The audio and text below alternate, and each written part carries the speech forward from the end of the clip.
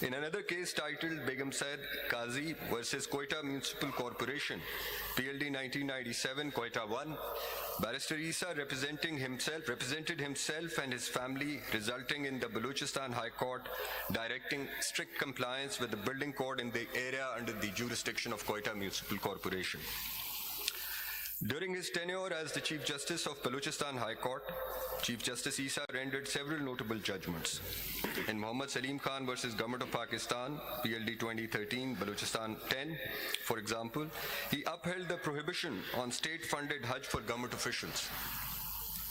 In Nasreen Khetrani versus Government of Balochistan, PLD 2012, Balochistan 214, Chief Justice Isa emphasized the importance of the fundamental right to information under Article 19A of the Constitution and consequently directed the respondents to operation of all schools in the province and to further ensure that teachers attend schools to impart education through proper and periodical monitoring by the district education officers.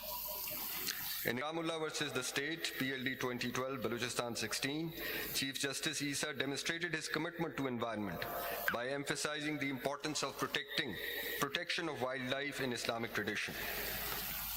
In Gira Naz versus the Shah Muhammad versus the State, 2010, YLR 3000, Chief Justice Isa upheld women's right to marry out of their own free will.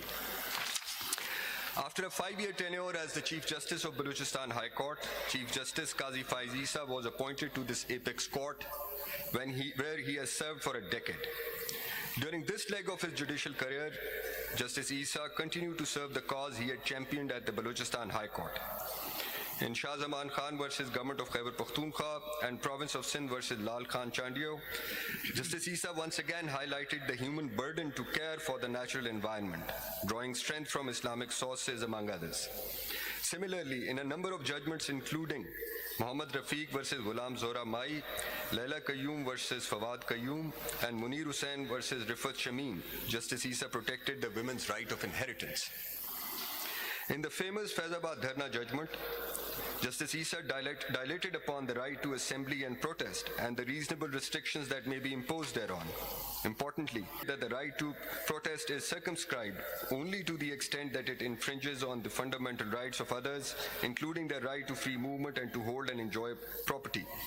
Justice Isa further held that intelligence agencies must operate within their mandate, and any transgressions into the realm of politics by these agencies must be held accountable. In September last year, Chief Justice Isa took oath as the Chief Justice of Pakistan. Since then, Chief Justice Isa has exhibited extraordinary judicial leadership. Upon taking office, Chief Justice Isa called a full court meeting after a long hiatus. Under his leadership, the Supreme Court collectively decided to live stream proceedings in cases of public importance, promoting transparency and accessibility for the masses. On the judicial side, Chief Justice Isa, without wasting time, upheld the constitutionality of the Supreme Court Practice and Procedure Act 2023. In doing so, this court approved Parliament's decision to abolish the Chief Justice's absolute power to constitute benches and fix cases. This was a pivotal moment in our judicial history, and Chief Justice Isa's role in ensuring greater accountability and transparency within the judicial branch cannot be overemphasized. Another important contribution by Chief Justice Isa is his role in the conduct of general elections held on February 8, 2024. This court, under the leadership of the Chief Justice, paved the way for all stakeholders to agree on the set date for the conduct of general elections. This ensured that our country continues to tread the democratic path.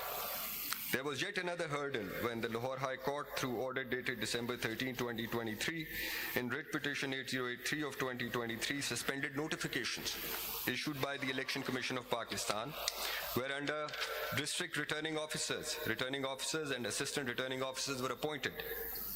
Had the suspension order of the Lahore High Court been allowed to hold the field, the general elections on February 8, 2024 would have been a virtual impossibility. Chief Justice Isa, without any delay, on 15 December 2023, suspended the Lahore High Court order and cleared the path to the general elections which were held, and our democracy was once again saved. In a nascent democracy like ours, the role of the apex judiciary is not only to preserve democratic values, but more often than not, it is to actively shield it from ever-evolving challenges. In his tenure, Chief Justice Isa saw democracy through a particularly turbulent time. Throughout his time on the bench, Justice Isa has promoted democracy, transparency, and accountability, not only generally, but also for himself and his own institution. I can say without hesitation, on the occasion of his retirement from bench, that his father, the late Qazi Muhammad Isa, one of the founding fathers of our country, would be proud. We wish him a happy retirement and hope that he will continue to serve democracy, rule of law, and constitutionalism post-retirement. Thank you very much. Thank you, Attorney General. Now I request Mr. Farooq Hamid Naik, Vice Chairman, Pakistan Bar Council, to deliver his speech.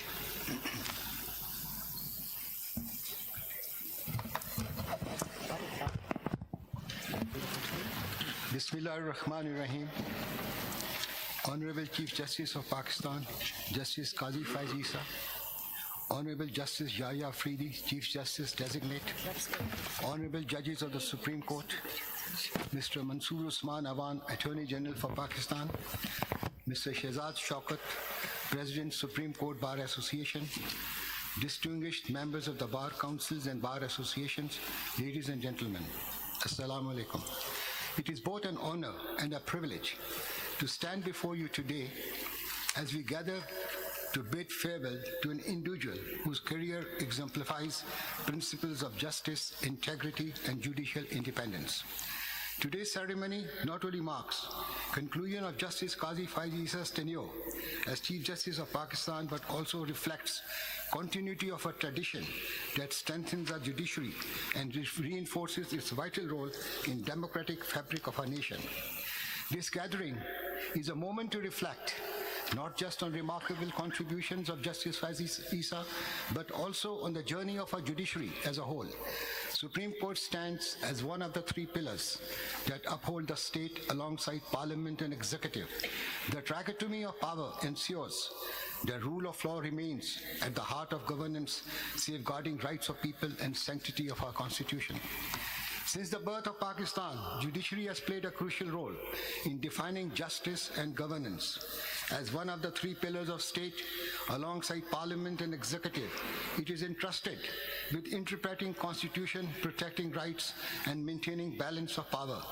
Judiciary has evolved over time, adapting to societal changes while safeguarding rule of law. In its early years, judiciary worked within a legal framework inherited from colonial rule, gradually asserting its independence.